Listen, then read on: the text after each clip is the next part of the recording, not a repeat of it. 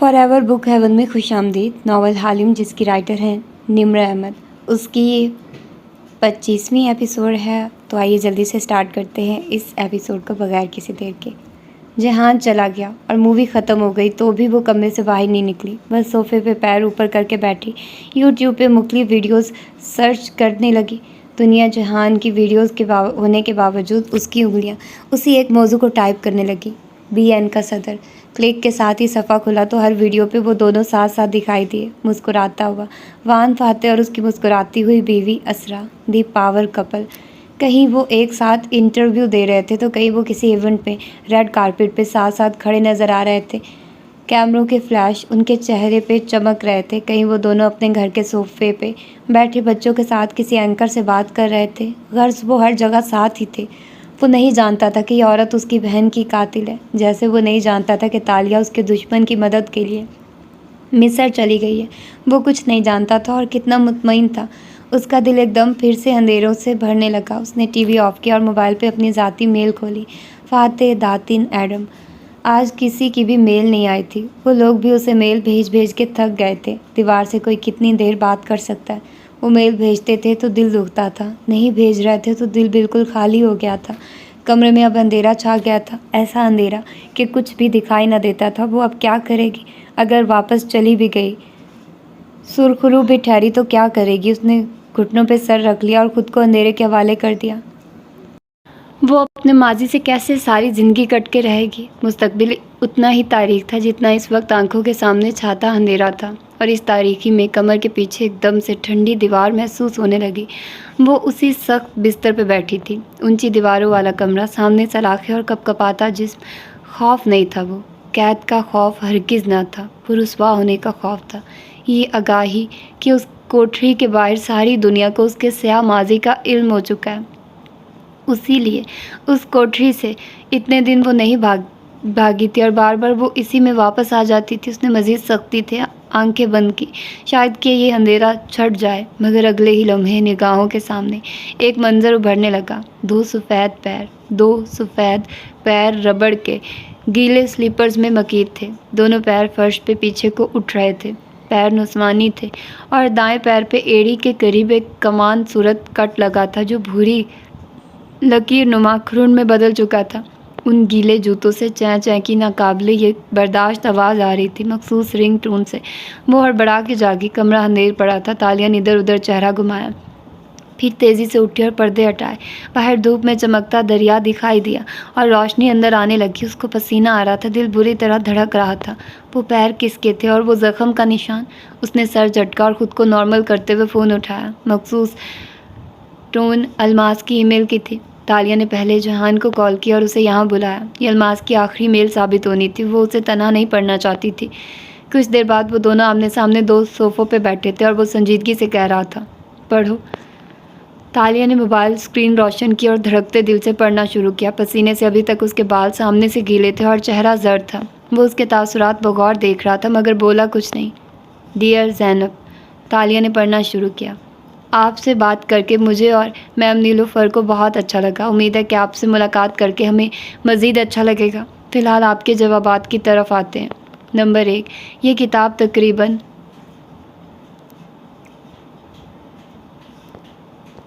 1,12,500 الفاظ پہ مشتمل ہے اور اس کے تقریباً 450 صفحات بنتے ہیں. آسان سوال تھا، آگے پڑھو. چپ کرو، مجھے پڑھنے دو. اس نے دھڑکتے دل سے اسے ٹوکا اور آگے بڑھنے لگے. نمبر 2، کتاب کے 20 ابواب ہیں اور میں ان کی 1 لائن سمری ای میل میں اٹیچ کر رہی ہوں. نظریں اٹھا کے جہان کو دیکھا. اس نے سراہنے والے انداز میں ابرو اٹھائے. مگر خیر، یہ بھی آسان سوال تھا. تیسرے پہ آؤ. جہاں تک آپ کے تیسرے سوال کا تعلق ہے، ہمارے پبلشر کا نام. تو بات یہ ہے زینب کہ اس نے خشک حلق سے پڑھنا شروع کیا. پبلشرز نے جب ہم سے رابطہ کیا تو ان کی ٹائم لائن اور مسلسل مداخلت ہمارے لیے قابل قبول نہیں تھی. یہ کتاب عوام کی فلاح کے لیے لکھی جا رہی ہے، اس لیے بہتر ہے کہ اسے بغیر کسی مداخلت کے مارکیٹ میں لایا جائے. اور اسی لیے ڈیم اٹ، وہ سیدھا ہو کے بیٹھا، وہ سیلف پبلش کر رہی ہے. تالیہ پڑھتی گئی. اور اسی لیے ہم اس کتاب کو سیلف پبلش کر رہے ہیں ایمیزون پہ، اور ہم اسے کینیڈا جا کے ریلیز کریں گے. तालिया ने बेबसी से चेहरा उठा के उसे देखा। वो भी उतना ही कबीदा खातिर नजर आता था। एकदम से तमाम उम्मीदें खाक में मिल गई थी। तालिया ने फ़ोन रख दिया। उसका सर चकरा रहा था। वो सारी बातें, वो गोरे पब्लिशर्स के किस्से, वो सब झूठ था। उसका चेहरा गुस्से और सदमे से सुर्ख पड़ने लगा। नीलोफर का सिरे से कोई पब्लिशर ही नहीं था। जाहिर है कोई अक्लमंद पब्लिशर इतनी इल्ज़ामात से भरी किताब नहीं छाप सकता। मुझे यह ख्याल पहले क्यों नहीं आया? वो खुद से नाराज़ लगने लगा था। यानी कि हम वापस स्क्वायर वन पे खड़े हैं। तालिया ने सर हाथों में गिरा लिया और वो इतना मुस्तरब था कि उठ के टहलने लगा। अगर वो खुद ही अपनी किताब की पब्लिशर है तो इस नफ़रत और इंतकाम से भरी औरत को कोई नहीं रोक सकता। कोई दूसरा पब्लिशर होता तो कानूनी कार्रवाई या दबाव डाल के कुछ किया जा सकता था। उफ उफ। वो अब कमरे में खाली जगह पे आगे पीछे चक्कर काट रहा था। उनका कौन गेम अजीब मकाम पे आके रुक गया था। पब्लिशर कोई था ही नहीं, तो अब इस किताब को रोकना नामुमकिन था। वो सोफिया को क्या जवाब देगी? मैं उसके जहन से किताब छापने का ख्याल नहीं निकाल सकती जहान। मैं वापस जा रही हूँ। वो एकदम उठी और अलमारी की तरफ बढ़ी। फिर अपना बैग निकाल के बिस्तर पर रखा और अलमारी से हैंगर निकालने लगी। जहान ने अफसोस से उसे पैकिंग करते देखा। तुम्हारी वज़ीर आज़म को चाहिए कि उसे गोली मार दे। दी एंड, खलास। जो भी है, मैं मज़ीद इस खेल का हिस्सा नहीं बन सकती। ओके, मैं तुम्हें नहीं रोकूंगा। वो समझ सकता था, मगर सुनो, वो ईमेल एड्रेस डिलीट कर दो ताकि उसका डाटा गायब हो जाए और नीलोफर उसे ट्रेस ना कर सके। तालिया जो सुर्ख चेहरे के साथ कपड़े तय करके बैग में डाल रही थी, एकदम रुकी और चेहरा उठा के उसे देखा। किसी शय के नामुकम्मल रहने का एहसास हुआ था। जैसे चूल्हे पे खाना पकता छोड़ा हो, जैसे डोरबेल बज रही हो, जैसे फ़ोन पे कोई अनरीड मैसेज का नोटिफिकेशन नज़र आ रहा हो, तो कोई भी दूसरा काम करते हुए जहन में अधूरे काम का ख्याल रहता है। उसने हाथ में पकड़ा रुमाल वहीं फेंका और तेज़ी से मेज़ की तरफ आई। उसकी ईमेल के आखिर में भी कुछ लिखा हुआ था। मोबाइल उठाया और स्क्रीन रोशन की। अलमास की मेल का आखिरी पैराग्राफ अभी पढ़ने से रहता था। और रहा आपका आखिरी सवाल कि मैं आपको किताब के पहले 4 अबवाब भेजूँ, तो डियर ज़ैनब, पहले अबवाब से ज़्यादा दिलचस्प दरमियान और आखिर के अबवाब हैं। इसलिए मैं आपको शुरू, मिडल और आखिर से 5 अबवाब भेज रही हूँ ताकि आपको किताब के टेस्ट का दुरुस्त तौर पे अंदाज़ा हो सके। फाइल अटैच है। मैं कॉन्ट्रैक्ट का इंतज़ार करूँगी। अलमास। व्हाट? वो बेयकीनी से कहता तेज़ी से उसके करीब आया। वो भी उतनी ही बेयकीन खड़ी स्क्रीन को देख रही थी जहाँ MS वर्ड फाइल खुली थी। अलमास ने किताब के 5 अबवाब भेज दिए थे। वो हमें अपनी किताब के इतने नाजुक बाब नहीं भेज सकती। असला जहाँ बे असला, वो बेयकीनी से उंगली से सफ़ा ऊपर करती कह रही थी। वो भी दंग रह गया था। उसने तुम्हारी बातों को दिल पे ले लिया। How sweet. कुछ ज़्यादा ही ले लिया। तालिया मुराद की आंखें ताज्जुब से फैली थी। वो कुछ नहीं पढ़ रही थी, बस सफ़हात नीचे मज़ीद नीचे किए जा रही थी। वो कुल 55 सफ़हात थे। जहाँ ने एक नज़र बेड पे खुले उसके बेड पे डाली। तुम अब भी जाना चाहती हो? मुझे ये सफ़हात पढ़ने दो। कुछ देर बाद वो बेड के सामने कारपेट पे बैठी, मोबाइल सामने किए पढ़ती नज़र आ रही थी और वो सोफ़े पे बैठा अपने फ़ोन में वही फ़ाइल पढ़ रहा था। बेड पे तालिया का सामान उसी तरह खुला पड़ा था। लंच का टाइम था, मगर खाना सामान किसी शय की उनको परवाह ना थी। ये वो किताब थी जो सोफिया रहमान सारी दुनिया से छुपाना चाहती थी। इस किताब के 5 अबवाब मिलना गनीमत था। ओह वाह, बाब नंबर 16 में तुम्हारा जिक्र भी है। खामोशी को जहान की महजूज आवाज़ ने तोड़ा तो तालिया ने श्श कह के उसे चुप करवा दिया। वो अभी वहाँ नहीं पहुँची थी और जब पहुँची तो उसका खून उबल उबल गया। व्हाट? उसने मेरे बारे में ये लिखा है कि सियासी पार्टियों में ज़हीन औरतें बहुत कम होती हैं। अक्सर तालिया मुराद जैसी एयर हेडेड ब्लॉन्ड्स होती हैं जिनको उनकी अच्छी शक्ल की बिना पे आला ओहदों से नवाजा जाता है। उसने गुस्से से चेहरा उठाया। ये मुझसे इतने प्यार से बात कर रही थी और मेरे बारे में उसने किताब में ये लिखा है, एयर हेडेड ब्लॉन्ड। वो हंस दिया, फिर उसके तासुरात देख के चेहरा सीधा किया। हाँ वाकई उसने गलत किया, मसनूई अफसोस जाहिर किया। मगर तुम्हारे बारे में उसने समझो कुछ नहीं लिखा जो अब्दुल रहमान के साहब के बारे में लिखा है। आलामान। उसने दफतन अफसोस से सर झटका था। कोई किसी के खिलाफ इतनी नफरत और अनाथ कैसे रख सकता है, चाहे वो उसका एक्स ही क्यों ना हो। बहुत ही नाजेबा और फजूल किताब है ये। तालिया ने आखिरी सफ़ा पढ़ के फ़ोन परे डाल दिया। पहले 2 अबवाब को छोड़ के जो उसने अपने बचपन के बारे में लिखे, दरमियान और आखिर के अबवाब की हर सतर में उसने अब्दुल रहमान की हज़ारों इखलाक से गिरी हरकत का तज़किरा कर डाला। अब इतना भी कोई शैतान नहीं होता, हद है। कोई शक नहीं कि सोफिया इस किताब को रोकना चाहती है। सोफे पे बैठे जहान ने सीधे होते हुए पैर नीचे किया और चौंक के उसे देखा। सोफिया रहमान क्यों इस किताब को रोकना चाहती थी? क्योंकि इसमें उसके बाप की अखलाकी बुराइयों की झूठी सच्ची कहानियाँ दर्ज हैं और वो इसके ووٹرز کا دل خراب کر سکتی ہیں، مگر صوفیہ کو خود بھی اندازہ نہیں ہوگا کہ کتاب میں اس حد تک گند لکھا گیا ہوگا۔ اس نے جھرجھری لی۔ صوفیہ کو خود بھی یہ اندازہ نہیں ہے کہ کتاب میں کیا لکھا ہوگا۔ وہ چونک کے اس کی بات دہرا رہا تھا۔ صوفیہ کا خیال تھا کہ کتاب اس کے باپ کی مالی کرپشن کے بارے میں ہوگی۔ ہاں، اور داتو سری عبد الرحمن پہ کچھ فوج سے غداری کے الزام بھی تھے، یقیناً دوسرے ابواب میں غداری سے متعلق بھی نیلوفر نے کہانیاں بیان کی ہوں گی۔ اور اگر اس نے نہ کی ہوں؟ شاہان کے لبوں پہ مسکراہٹ آئی اور اس نے فون کی اسکرین اس کے سامنے کی۔ وہ کارپٹ سے اٹھی اور اس کے قریب آ رکی۔ یہ تمام ابواب کی آؤٹ لائن ہے، ہر باب کو ایک سطر میں سمیٹا گیا، اور اس نے ان میں صرف عبد الرحمن کی اخلاقی گراوٹ کا ذکر کیا۔ عورتیں، ڈرگز، خفیہ شادیاں، جوئے کی عادت، اس میں مالی کرپشن یا غداری کا کوئی باب نہیں ہے۔ یعنی ہو سکتا ہے صوفیہ نے نیلوفر کو اوور ایسٹیمیٹ کیا ہو، جیسے ہم نے کیا تھا، مگر وہ ایک انتہائی کم فہم عورت ہے۔ اس کی نظر ہمیشہ اپنے لیول تک ہی رہی ہوگی۔ عورتیں، ڈرگز، افیئرز، وہ چٹپٹی مثالیں دار خبریں لگوانے کی شوقین رہی ہے، اس لیے اس نے کتاب میں صرف اخلاقی اسکینڈلز کا تذکرہ کیا ہو۔ حکومتی لیول کی کرپشن کو اس نے غیر اہم جانا ہو، یا ان کی اسے سمجھ نہ ہو۔ تالیہ سارے دن میں پہلی دفعہ طمانیت سے مسکرائی، مگر صوفیہ رحمان کو یہ بات نہیں معلوم، اور خود نیلوفر کو بھی نہیں معلوم کہ صوفیہ اصل میں کس چیز سے ڈرتی ہے۔ صوفیہ صرف افیئرز کی داستانوں سے نہیں ڈرتی، وہ کرپشن کے ثبوتوں سے ڈرتی ہے، اور ہم وہ جانتے ہیں جو یہ دونوں نہیں جانتی۔ ہم نہیں، وہ مسکرایا۔ میں غیر اہم ہوں، یہ تمہارا مسئلہ ہے تالیہ، صرف تم جانتی ہو، یہ دونوں عورتیں نہیں جانتی۔ اور یاد رکھنا، یہ دونوں تمہاری دشمن ہیں۔ اسی لیے دولت اور صوفیہ نہیں چاہتے تھے کہ میں اس کتاب کے مسودے کو چراؤں۔ وہ نہیں چاہتے کہ کوئی بھی اس کتاب کو پڑھے، میں بھی نہیں۔ اس لیے انہوں نے مجھے کتاب کا خیال اس کے ذہن سے نکالنے کو کہا، کتاب چرانے کو نہیں، کیونکہ وہ جانتے ہیں کہ تم ان کی دشمن ہو۔ کتاب صوفیہ کی کمزوری، اور وہ اسے تمہارے ہاتھ میں نہیں دیکھ سکتے۔ تالیہ اٹھی اور دھیرے دھیرے چلتی کھڑکی کے قریب آ کھڑی ہوئی اور باہر بہتے پانی کو دیکھنے لگی۔ سحر پیر نے ٹھنڈی سی چھایا طاری کر رکھی تھی، مگر کوئی بھولی بصری کرن پانی پہ پڑتی تو اسے چمکا دیتی۔ یہ کتاب اب نہیں رک سکتی، مگر میں اسے اپنے لیے استعمال کر سکتی ہوں۔ وہ مسکرا کے اس کی طرف مڑی اور ایک عزم سے کہنے لگی، مجھے یہ کتاب پوری کی پوری چوری کرنی ہے۔ یہ کتاب میرا لیوریج ہوگی۔ میں اگر یہ حاصل کر لوں تو صوفیہ مجھ سے ڈرے گی، اور میں اس کتاب کے بدلے میں اس سے کچھ بھی مانگ سکتی ہوں، سب سے بڑھ کے اپنی آزادی۔ And you know how much I love blackmails. وہ بھی مخصوص انداز میں مسکرایا تھا۔ رات نیل کے پانی پہ پر پھیلائے کھڑی ہوئی تھی، اور بحری جہاز اپنی روشن کھڑکیوں کے باعث دور سے کوئی موم بتیوں کا کینڈل برا نظر آتا تھا، جو سیاہ پانی پہ کسی نے جلتا چھوڑ رکھا ہو۔ اندر ہال نما ریسٹوران میں بھانت بھانت کی آوازیں، کہکے اور شور پھیلا تھا۔ باربیکیو کی مہک نے ساری فضا کو معطر کر رکھا تھا۔ ایسے میں ایک مرکزی گول میز پہ نیلوفر اپنی 3 سہیلیوں کے ساتھ ہنستی باتیں کرتی ڈنر میں مشغول تھی۔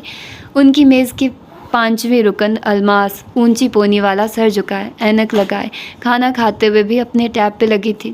کام کرتے کرتے الماس نے یوں ہی سر اٹھایا تو دیکھا سامنے سیاہ اسکرٹ بلاؤز اور سفید ہیٹ والی تالیہ مراد چلتی آ رہی ہے۔ وہ الماس کو دیکھ کے ذرا سا مسکرائی اور پھر نیلوفر کی طرف متوجہ ہو کے کہنے لگی، مجھے آپ سے کچھ بات کرنی تھی۔ اس نے جھک کے نیلوفر کے کان میں کہا۔ نیلوفر جو کانٹے سے کچھ کھاتی باتوں میں مصروف تھی، فوراً سے کانٹا اور نیپکن رکھ کے معذرت کرتی اٹھی۔ الماس کی عقابی نظریں ان دونوں کا پیچھا کرنے لگیں۔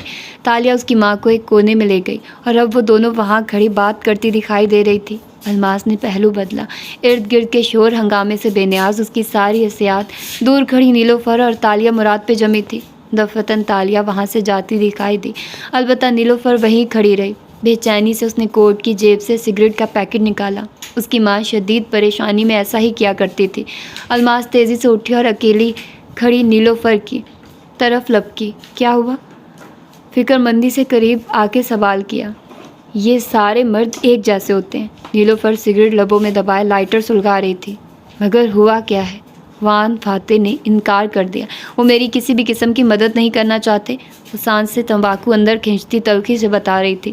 وہ دن پہلے نیلوفر نے تالیہ سے کہا تھا کہ وہ فاتح سے کہے وہ میڈیا پہ نیلوفر کی حمایت کا اعلان کرے، اور اب تالیہ آ کے جوابی پیغام پہنچا رہی تھی۔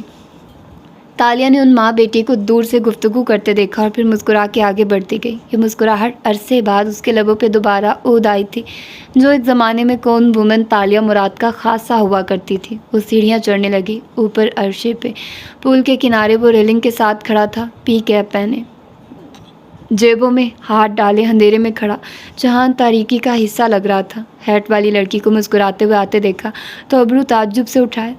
क्या करके आ रही हो? नीलोफर के लिए स्टैक्स मज़ीद बढ़ा के आ रही हूँ। वो हेड तिरछा करके उसको मुस्कुरा के देख के बताने लगी। वो अलबत्ता उसी तरह मशकूक अंदाज में उसे देखे क्या।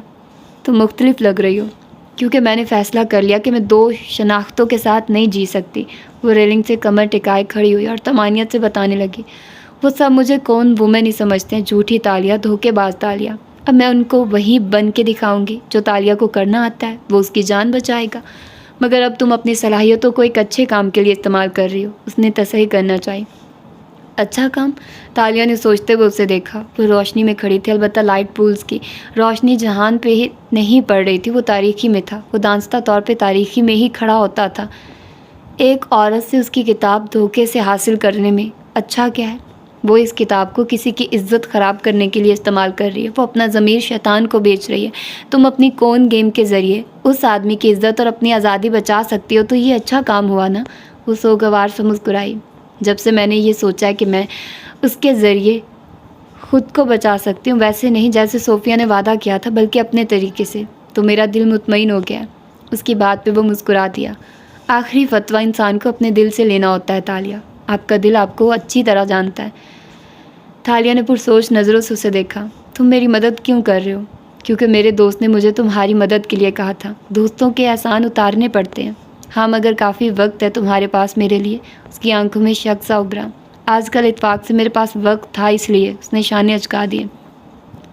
तुम जासूस हो, है ना? उसने अपना शायबा फिर दोहराया। क्योंकि सिर्फ जासूस के पास हाइबरनेशन पीरियड के दौरान काफ़ी वक्त होता है। वो कुछ कहने लगा, लेकिन फिर शाने अचका दिए। यू गॉट मी, मैं जासूस ही हूँ। बल आखिर तुम्हें मालूम हो ही गया। ताली एकदम सीधी हुई और चंद लम्हे ताज्जुब से उसे देखती रही, फिर गहरी सांस ली। यानी तुम जासूस नहीं हो, वरना इतनी आसानी से एतराफ़ ना कर लेते। वो जैसे बदमज़ा हुई थी। तुम यकीनन कोई कौन मैन हो, मेरी तरह के स्कैमर। तुम और तुम्हारे अंदाजे।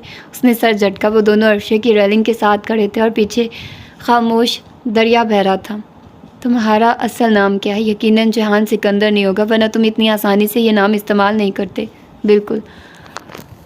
और तुमसे शादी की अंगूठी गुम हो गई है। तुम बीवी से डरते हो, इसलिए तुमने नकली अंगूठी लेकर पहननी शुरू कर दी है। मगर नकली अंगूठी तुम पे तंग है और पसीने के बायस उसका अंदर से रंग उतरता है, इसलिए तुम्हारी उंगली पे नीला सा दायरा सूरत निशान रहता है। सुनो, अंगूठी को गीला ना किया करो। मुखलिसाना मशवरा दिया। जहान ने जवाबन जेब से एक की चेन निकाल के दिखाया, जिसके छल्ले में उसने उंगली डाल रखी थी।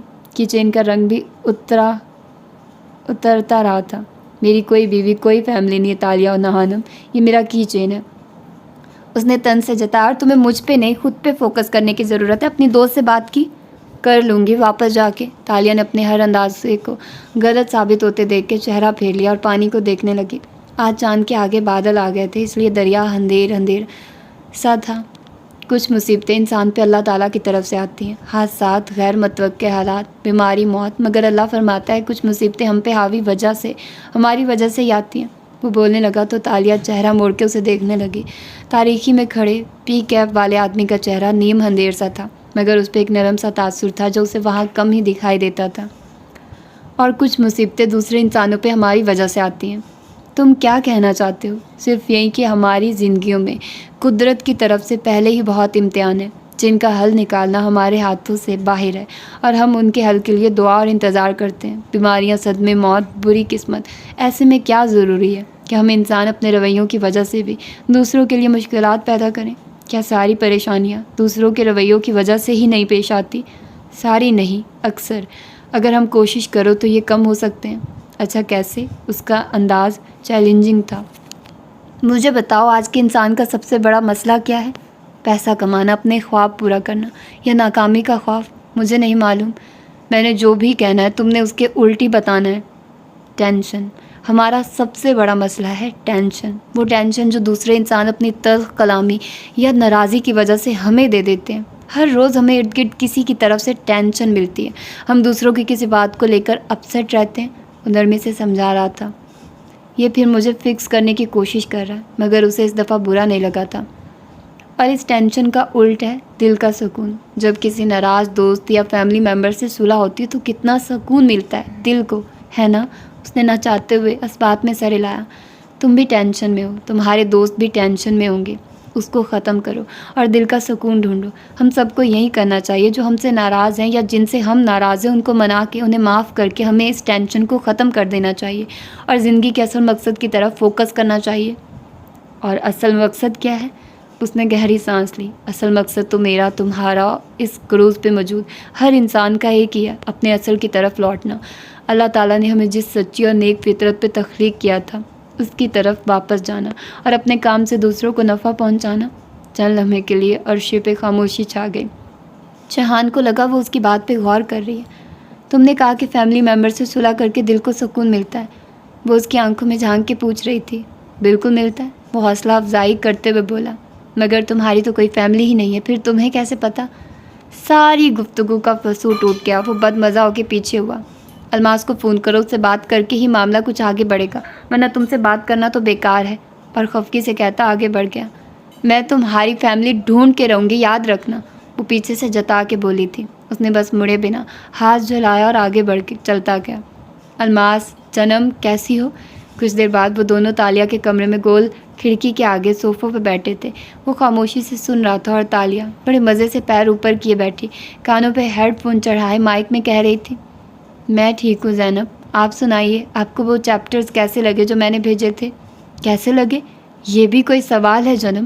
میں تو خود کو کسی ایلس کی طرح محسوس کر رہی تھی جو نیلوفر خانم کے ساتھ ایک ونڈر لینڈ میں داخل ہو جاتی ہے، سیاستدانوں کا ونڈر لینڈ جو اپنے تمام تر کرشماتی حسن کے باوجود چھوٹے قد والے لوگوں کی دنیا ہے۔ سیاہ لٹ کو انگلی پہ لپیٹتی وہ بڑے جذب سے کہہ رہی تھی۔ سامنے بیٹھے جہان نے ستائشی انداز میں ابرو اٹھائی، واہ تم تو کافی اوتھینٹک قسم کی لائر ہے، زیر لب بولا تھا۔ تالیہ نظر انداز کر کے فون پہ بولے گئی، جو کچھ نیلوفر خانم نے برداشت کیا ہے مجھ جیسی عورت تو نہ کر سکتی۔ الماس، تمہاری ماں بہت بہادر ہے اور اسی لیے میں چاہتی ہوں کہ ترکی کی لڑکیاں اس کتاب کو پڑھ کے انسپائر ہو سکیں۔ مجھے خوشی ہے آپ کو مام کی کتاب اچھی لگی، کیا آپ نے پبلشر سے بات کی؟ الماس خوش ہو گئی تھی، تبھی میم کی جگہ مام بول گئی، ہاں میں پریزنٹیشن تیار کر رہی ہوں اور جیسے وہ تیار ہوگی میں پبلشرز کو دکھاؤں گی، یہ بھی ایک فارمیلٹی ہے، ورنہ وہ تو ہاتھوں ہاتھ کتاب لینے کو تیار ہوں گے۔ گریٹ، تو اب ہم نے کانٹریکٹ کب سائن کرنا ہے؟ الماس بے چین لگتی تھی۔ جہان زیر لب مسکرایا، گڈ، وہ ڈیسپریٹ ہو رہی ہے، تمہارے لیڈر سے اس کو امید ختم جو ہو گئی ہے، ہمیں جلد سے جلد کانٹریکٹ سائن کر لینا چاہیے الماس، کیونکہ پھر ہم نے کتاب کو ترجمے کے لیے بھی دینا اور مارکیٹ میں لانا ہے۔ میں آپ کو کانٹریکٹ ای میل کر دیتی ہوں، آپ سائن کر کے مجھے فیڈیکس کر دیں اور مسودہ مجھے ای میل کر دیں تاکہ نہیں زینب، یہ اتنی حساس کتاب ہے، نیلوفر میم یوں کانٹریکٹ سائن نہیں کر سکتی، فیس ٹو فیس ملے بغیر کانٹریکٹ کرنا ہمارے لیے ناممکن ہے۔ تالیہ اور جہان نے بے اختیار ایک دوسرے کو دیکھا، پھر وہ جلدی سے سیدھا ہوا اور اشارتاً کہا، انکار مت کرنا ورنہ اسے شک ہو جائے گا۔ تالیہ نے جلدی سے سر ہلایا، آف کورس الماس، یہ تو بہت اچھا آئیڈیا ہے، ایسی باتیں ملاقات میں ہی طے کرنی چاہیے، ہمارے لیگل نمائندوں کو آپس میں ملنا چاہیے، میں اپنے لیگل نمائندے کو مصر بھیج دیتی ہوں، وہ آپ کے وکیل سے مل کے کاغذات سائن کروا لے گا۔ میں جانتی ہوں نیلوفر بہت بزی خاتون ہے، اٹس اوکے، اگر وہ خود نہیں مل سکتی تو کوئی بات نہیں، آپ کا کوئی نمائندہ، وہ سوچ سوچ کے بول رہی تھی، مگر الماس نے بات کاٹ دی، چونکہ معاملہ بہت حساس ہے اس لیے نیلوفر میم خود ہی ملیں گی آپ کے نمائندے سے اور خود ہی سارے معاملات طے کریں گی۔ آپ مجھے بتائیے آپ کا نمائندہ کب تک مصر آ سکتا ہے؟ وہ بہت نپے تلے انداز میں پوچھ رہی تھی۔ چہان نے بے اختیار ماتھے کو چھوا اور کندھے جھٹکے، اب مجھے ایک منٹ دے، میں اپنے باس سے پوچھ کے بتاتی ہوں۔ تالیہ نے فون بند کیا اور اس کو سنجیدگی سے دیکھا، کوئی ترک آدمی ہے جس کو ہم اپنا نمائندہ بنا کے اس کے پاس بھیج سکیں؟ نہیں، اور نہ ہی میں یہ رسک لے سکتا ہوں، اس نے دو ٹوک انداز میں انکار کر دیا، مجھے بھی وہ دیکھ چکی ہے اس لیے میں بھی یہ رول پلے نہیں کر سکتا۔ تالیہ نے جواب نہیں دیا، وہ ماتھے پہ بل ڈالے سوچنے لگی، سوری تالیہ، لیکن وہ تم سے ملے بغیر معاہدے کے لیے راضی نہیں ہوگی، نہ تم کسی کو اپنی جگہ بھیج سکتی ہو، تمہارا پلان فیل ہو رہا ہے۔ تالیہ نے تیکھی نظروں سے اسے دیکھا، تالیہ کے پاس ہمیشہ پلان ہوتا ہے کیا؟ وہ کون سی مووی تھی جو اس دن ہم نے دیکھی تھی؟ کون سی؟ اس نے یاد کیا. کاردشم بنم، میرا بھائی. وہ حیران ہوا. ہاں وہی. وہ مسکرائی اور کال ملا دی. الماس نے تیسری گھنٹی پہ فون اٹھایا. آپ کی بہت بات ہوئی اپنے باس سے؟ جی الماس جنم، میری بات ہو گئی ہے. مولود بے اس آئیڈیا سے اتفاق کرتے ہیں. ہمیں آپس میں مل بیٹھ کے اس امر کو طے کرنا چاہیے. وہ مائک میں کہہ رہی تھی اور سامنے بیٹھا جہان اچنبھے سے اسے دیکھ رہا تھا. گڈ. تو آپ کس کو بھیجیں گی اور کب تک؟ الماس بے چین تھی. میں اپنے ایک ایجنٹ کو 2-4 روز میں بھیج سکتی ہوں. یہ اتنا مسئلہ نہیں ہے. ایجنٹ معاہدہ لے کر آ جائے گا اور آپ سے سائن کروا لے گا. جہان نے قدرے برہمی سے اس کو دیکھا اور دبی دبی آواز میں گھڑکا. تم کسی کو نہیں بھیج رہی. یہاں کوئی کرائے کا ترک نہیں ملے گا اور تم یہ پہ فراڈ کا کیس بن جائے گا. مگر تالیہ مراد اس کو سنے بغیر مسکرا کے کہہ رہی تھی. ایجنٹ کو آنے میں 2-4 دن ہی لگیں گے. لیکن اس نے وقفہ دیا. مسکراہٹ گہری ہوئی. مجھے یاد آیا کہ آپ 3-4 دن بعد کینیڈا جا رہی ہیں، ہے نا؟ جی تقریباً 6 دن بعد. ہم نے فلائٹ میں رد و بدل کیا. تو آپ ایسا کیوں نہیں کرتی کہ کینیڈا سے پہلے ترکی آ جائیے؟ میں آپ کو ایئرپورٹ سے پک کر لوں گی. آپ کی رہائش وغیرہ میرے ذمہ ہوگی. آپ کو میں اپنی ایجنسی کا دورہ بھی کروا دوں گی. آپ میرے باس اور پبلشر سے بھی مل لیجیے گا اور اپنی کتاب کے متعلق ہمارا سارا پلان دیکھ کے ہی آپ سائن کیجیے گا. اس سارے کام میں 2 سے 3 دن لگیں گے. آئی ہوپ آپ یہ 3 دن ہمارے لیے نکال لیں گی. جہان بے یقینی سے اسے دیکھ رہا تھا اور وہ مسکرا رہی تھی. دوسری طرف الماس لمحے بھر کو خاموش رہی. پھر بولی تو اس کی آواز میں خوشی تھی.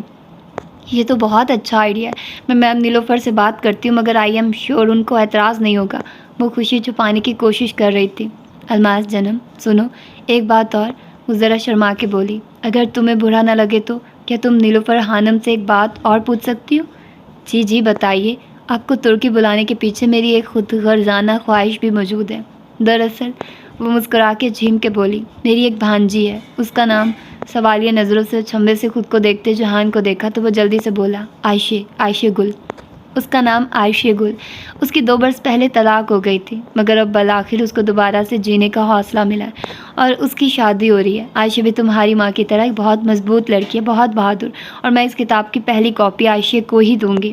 اس کی شادی ترکی کے ایک دور افتادہ گاؤں میں ہو رہی ہے. پھر سے سوالیہ نظروں سے جہان کو دیکھا تو وہ جلدی سے بولا. ازمیر کے آگے. ازمیر کے آگے ایک گاؤں ہے. ہم نے بائی روڈ اس کی شادی کے لیے وہاں جانا ہے. میں آپ دونوں کو اس شادی پہ انوائٹ کرنا چاہتی ہوں. اگر آپ کو برا نہ لگے تو آپ پلیز پورے ہفتے کے لیے ترکی آئیے اور اس شادی میں شرکت کریں. ہمارے گاؤں کے سادہ لوگ آپ کو دیکھ کے بہت خوش ہوں گے. سو سویٹ زینب. میں ماما سے بات کروں گی. الماس جذباتی ہو کے پھر سے میم کہنا تک بھول گئی تھی. اللہ حافظ کہہ کے اس نے فون بند کیا تو وہ اسے گھورے جا رہا تھا. تم کیا کر رہی ہو؟ وقت لے رہی ہوں. وہ سنجیدگی سے بولی. 5 دن تک اس کو ٹال رہی ہوں. مجھے اس سے یہ معاہدہ انہی 5 دنوں میں سائن کروانا ہے. اور یہ اس ترک فلم والی شادی کی کہانی سنانے کا مقصد؟ مجھے نہیں معلوم تھا میں کیا بولے جا رہی ہوں. بس جو کہانی گھڑ سکی گھڑ دی. بے بسی سے کندھے اچکائے. جہان نے ماتھے کو چھوا. اف لڑکی تم اس کو ترکی بلا رہی ہو؟ یعنی اب تو وہ بالکل بھی معاہدہ پہلے سائن نہیں کرے گی. اسی لیے مجھے کچھ ایسا کرنا ہے جس سے وہ مجبور ہو جائے اور ترکی آنے سے پہلے ہی معاہدہ سائن کر کے مسودہ میرے حوالے کر دے. مگر کیا؟ وہ حیران بھی تھا اور قدرے پریشان بھی. تالیہ مراد نے کندھے اچکائے اور شال کندھوں پہ لپیٹے اٹھ کھڑی ہوئی. وہ میں نے ابھی نہیں سوچا. تو جا کہاں رہی ہو؟ وہ جو دروازے کی طرف بڑھ رہی تھی رکی اور پلٹ کے اسے دیکھ کے مسکرائی. بہت ساری چاکلیٹ کھانے کیونکہ تالیہ کا دماغ اور دل چاکلیٹ کے ساتھ زیادہ اچھے سے کام کرتے. تم کھاؤ گی؟ نو تھینکس. وہ رخائی سے کہتا اٹھ کھڑا ہوا. اسے جیسے اس لڑکی کے انداز پہ غصہ آ رہا تھا. یہ کروز شپ کا ایک نسبتاً نیم تاریخ ریسٹوران تھا جو مرکزی ڈائننگ ہال سے الگ بنا تھا اور یہاں ممنوعہ مشروبات کی فراہمی جاری تھی.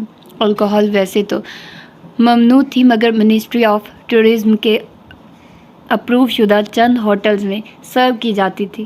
چونکہ یہ شجر ممنوع پہ مشتمل ریسٹوران تھا اس لیے اس میں بتیاں مدھم اور خوابناک رکھی گئی تھی. ایسے میں کھڑکی کے ساتھ ایک کرسی پہ بیٹھی تالیہ اپنی پلیٹ کو دیکھ رہی تھی. پلیٹ پہ فاتحانہ انداز میں اپنے پورے قد سے کھڑا مولٹن چاکلیٹ کا لاوا کیک مسکرا رہا تھا. تالیہ مراد جیسے کیلوریز گن گن کے کھانے والے لوگوں کے لیے اصل شجر ممنوعہ اس لاوا کیک جیسی اشیاء ہوتی تھی. چاکلیٹ سے بنی میٹھی اشیاء جو حرام کا درجہ رکھتی تھی. اس لیے اس کو ان کو چکھنے کی خواہش اور تڑپ بے مثال تھی۔ ابھی وہ چمچ پکڑے اس کیک کو دیکھے جا رہی تھی کہ ابھی بھی وقت ہے کہ رک جاؤ یا کر گزرو۔ فون کی ٹون بجی تو وہ چونکی۔ Adam calling. یہ اس کا پرانا فون تھا جو اس نے آج ہی وائی فائی سے کنیکٹ کیا تھا۔ واٹس ایپ پہ اس کو تھوڑی دیر پہلے آن لائن دیکھ کے اس کا اسٹیٹس شاید روز چیک کرنے والا ایڈم کال کر رہا تھا۔ تالیہ نے دھیرے سے چمچ رکھا اور فون کو بجنے دیا۔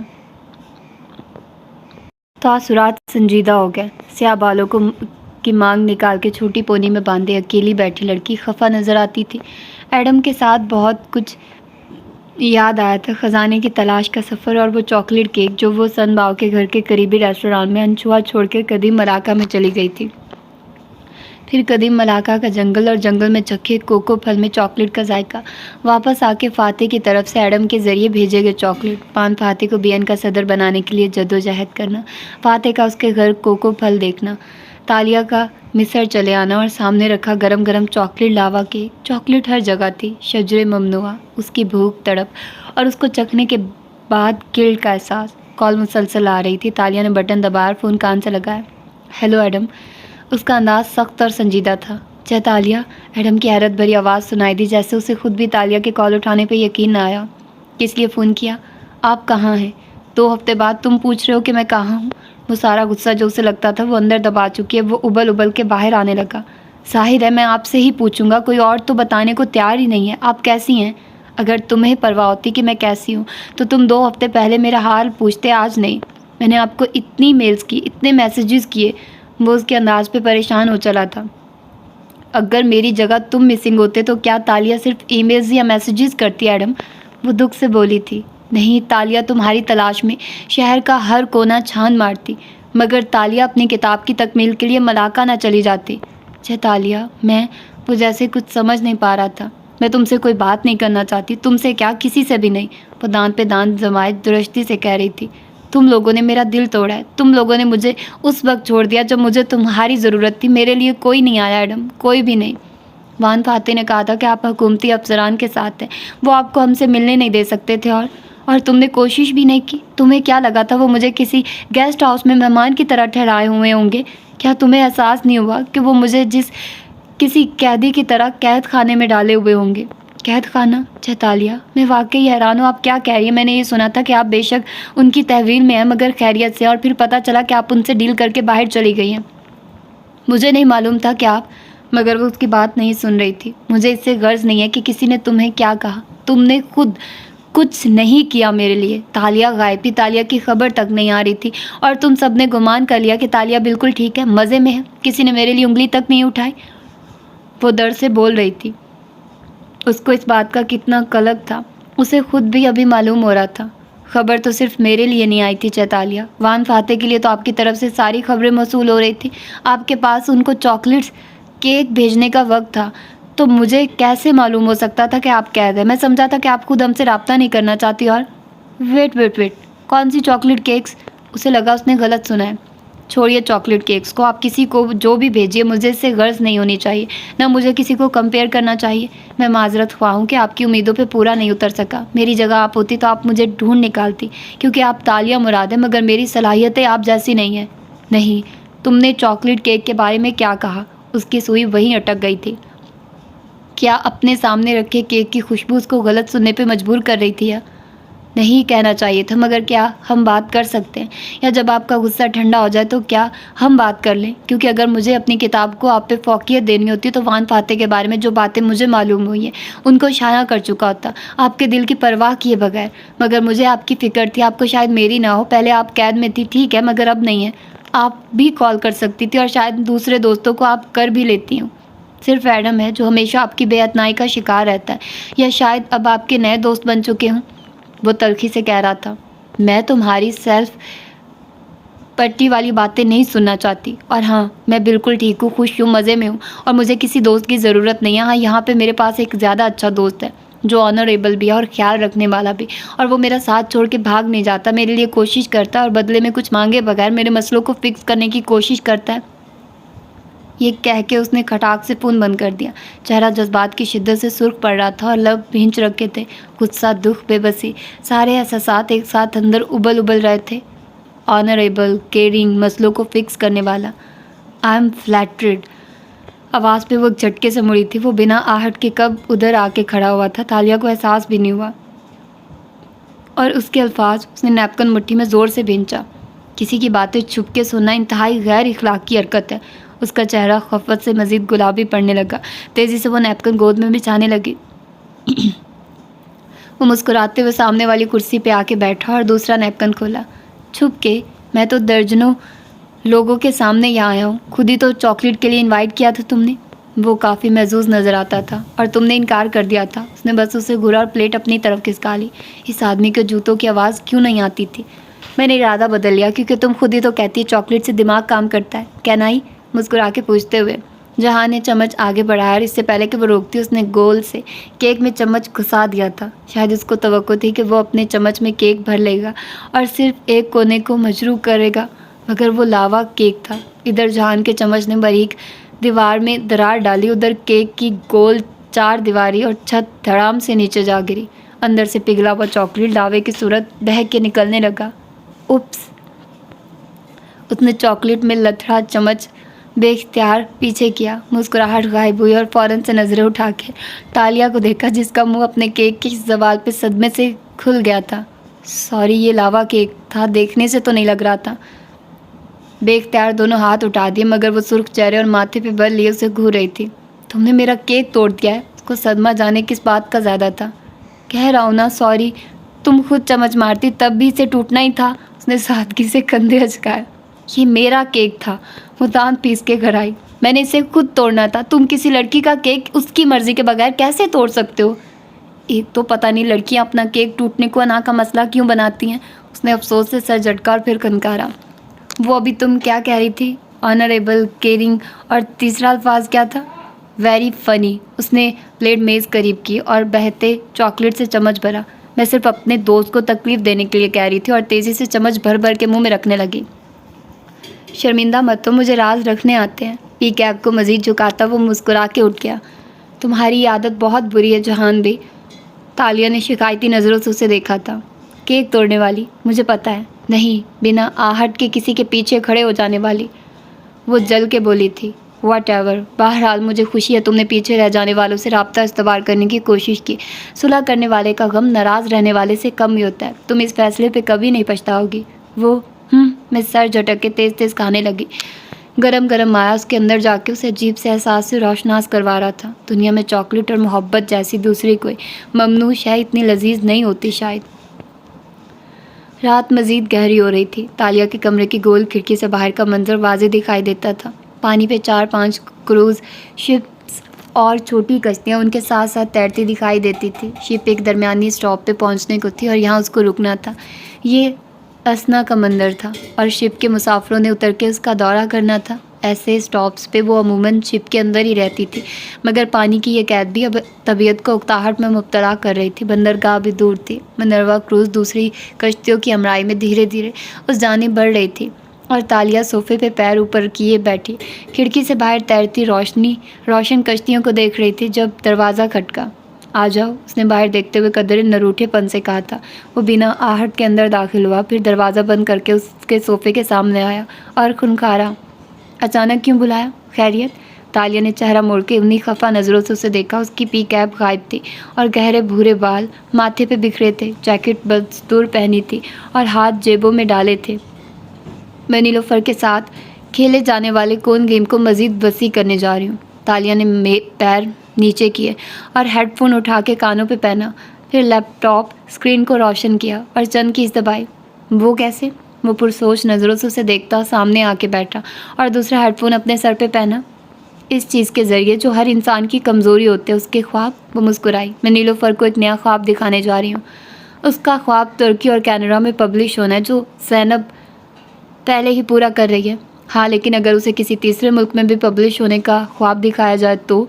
वो चैलेंजिंग अंदाज में पूछ रही थी। एशिया का एक ऐसा मुल्क में जहाँ का मीडिया सनसनी भरी किताबों को उछालने में माहिर है, और चूँकि वो मुल्क गुर्बत और करप्शन का शिकार है, इसलिए वहाँ कवानीन कमज़ोर है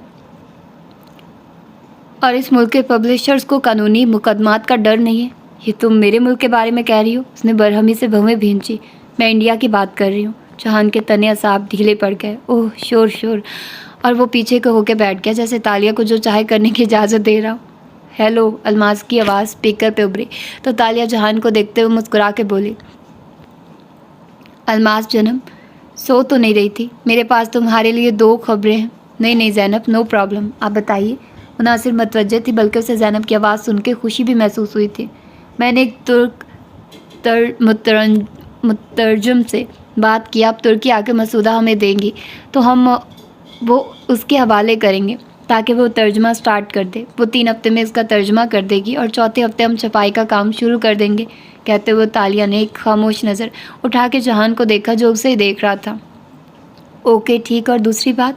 दूसरा ये कि पेंगुइन रैंडम हाउस इंडिया का एक सब एडिटर 2 दिन बाद इस्तांबुल आ रहा है। वो हमारा बहुत अच्छा दोस्त है और हमारे साथ काफ़ी प्रोजेक्ट्स कर चुका है। वो आपकी किताब के हिंदी तर्जुमे में इंटरेस्टेड है। ओह, ये तो दिलचस्प खबर है, मुझे कुछ इसके बारे में बताइए।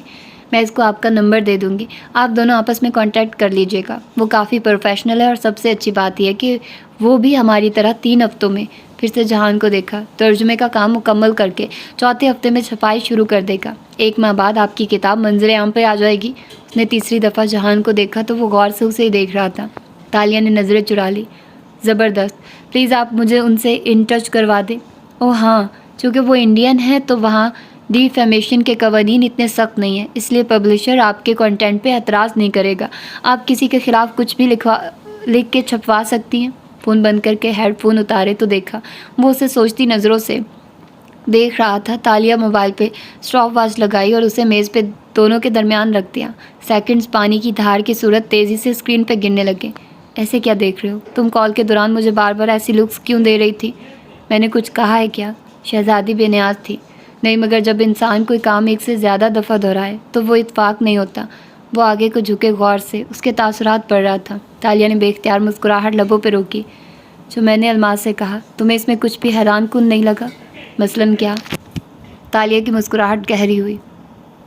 तुम किसी राइटर के दोस्त नहीं हो, इसलिए नहीं जानते कि कोई इंटरनेशनल पब्लिशर कभी भी नीलोफर की किताब 4 हफ्ते में नहीं छाप सकता।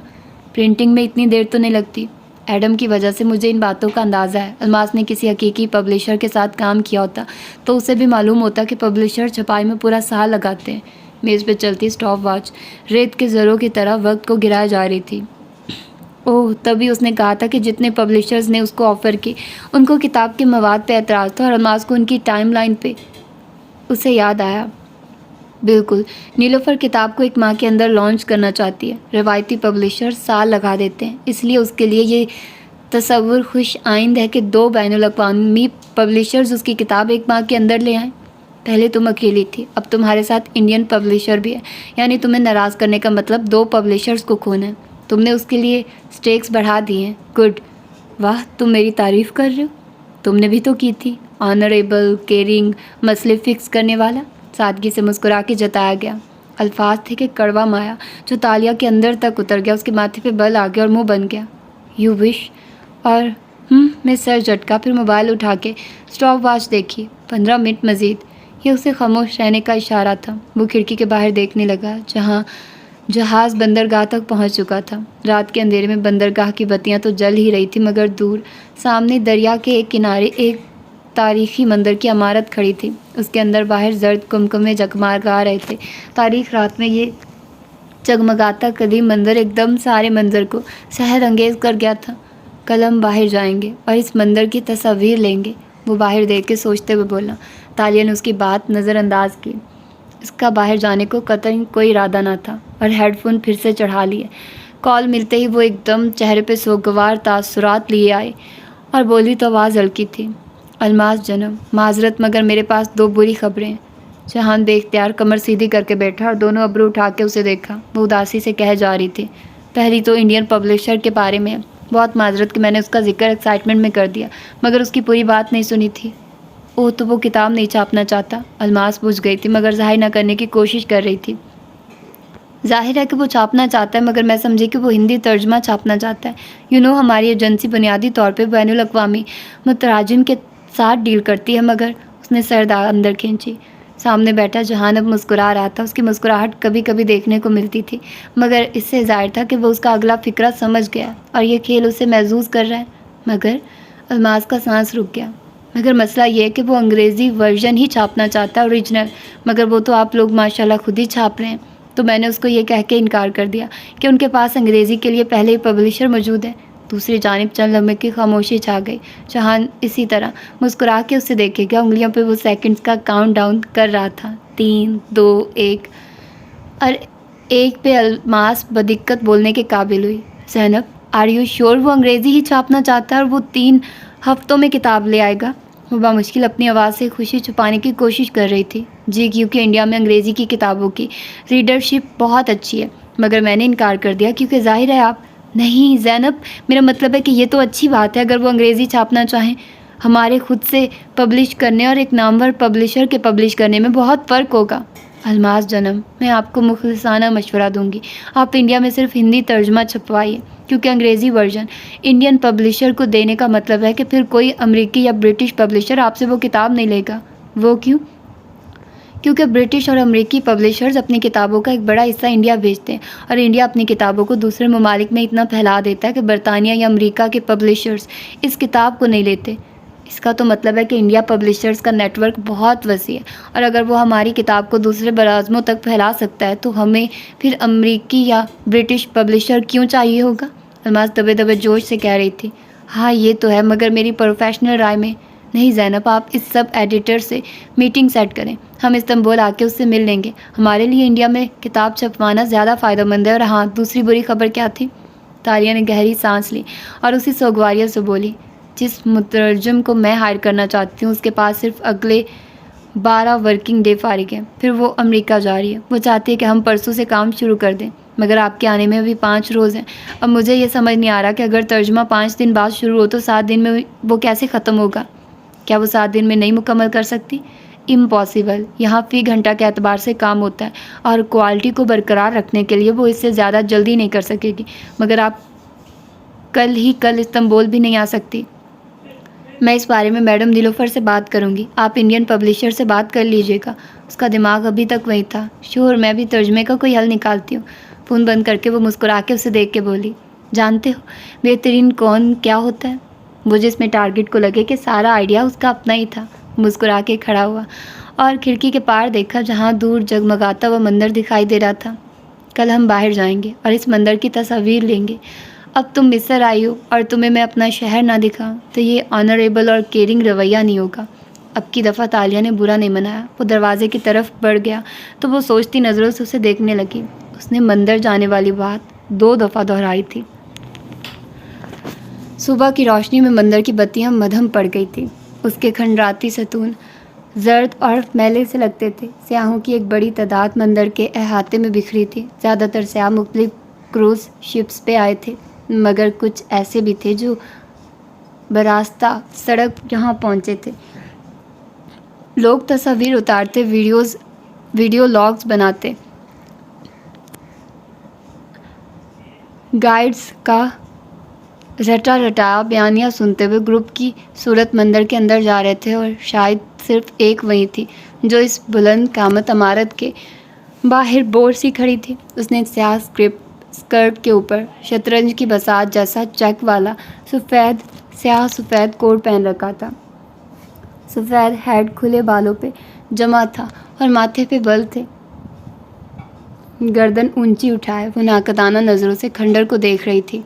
تمہیں قدیم زمانے کی چیزوں میں دلچسپی نہیں ہے؟ وہ اس کے کندھے کے پیچھے آ کھڑا ہوا اور آہستہ سے بولا تو تالیہ نے گردن موڑ کے اسے دیکھا۔ وہ پی کیپ پہنے، سن گلاسز لگائے، جیکٹ کی آستین پیچھے کو موڑے کھڑا مطمئن نظر آتا تھا۔ نہیں، مجھے کوئی شوق نہیں ہے قدیم زمانوں میں واپس جانے کا۔ واپس جانے کی بات کون کر رہا ہے؟ میں تو اس کے اندر جانے کا کہہ رہا تھا۔ ایک ہی بات ہے، مجھے کوئی بھی ایسی چیز اپنے گرد نہیں پسند جو مجھے قدیم زمانے کی یاد دلائے۔ میری ورک شاپ پہ 2 گلیاں چھوڑ کے ایک سائیکیٹرسٹ کا کلینک ہے، میری مانو تو۔ تم بور کیوں نہیں ہوتے؟ وہ اکتا کے بولی تھی۔ ہم اتنے دن سے ایک کروز شپ میں مقید ہے، میرے کمرے کی گول کھڑکی کے سامنے بیٹھ کے ہم سارے پلان بناتے اور ان پہ عمل کرتے جا رہے ہیں۔ ایک ہی منظر، ایک ہی ماحول سے تم تنگ نہیں آتے؟ وہ سادگی سے مسکرا اور کندھے اچکائے۔ نہیں، کیونکہ میرے اندر تم سے زیادہ اسٹیمنا ہے۔ مندر کے قریب وہ دونوں آمنے سامنے کھڑے تھے اور وہ سوچتی نظروں سے اسے دیکھ رہی تھی۔ اور تمہارے اندر مجھ سے زیادہ دوسروں کی کمزوریوں پہ نظر رکھنے کی عادت بھی ہے۔ تمہاری کمزوری کیا ہے؟ اگر اسے ڈھونڈنا اتنا آسان ہوتا تو میں تمہارے ساتھ کام نہ کر رہا ہوتا۔ پھر اس نے رخ موڑ لیا۔ تمہاری نیلوفر خانم ادھر آ رہی ہے، ساتھ الماس بھی ہے، میں اندر جا رہا ہوں، میرے پیچھے مت آنا۔ تنبیہ کر کے وہ آگے بڑھ گیا۔ پیچھے نیلوفر اور الماس چلتی آ رہی تھی۔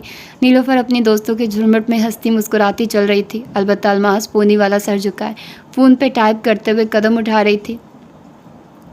یہ تاریخی منظر اتنے یاد نہیں رکھے جائیں گے جتنی تم یاد رکھی جاؤ گی نیلوفر۔ ان عورتوں کا گروہ تالیہ کے قریب ہی رک گیا تھا۔ کسی ایک نے خوش آمدی انداز میں نیلوفر کو سراہا تو اس کی گردن فخر سے مزید بلند ہو گئی۔ سرخ کوٹ اور ڈریس پینٹ میں ملبوس نک سے تیار نیلوفر نے مسکرا کے اس عمارت کو دیکھا۔ میرے پاس صوفیہ رحمان سے بدلہ لینے کے بہت طریقے تھے، وہ تفکر سے گردن اٹھائے کہہ رہی تھی۔ اس کے بلو ڈرائی شدہ بال ہوا سے پیچھے کو اڑ رہے تھے۔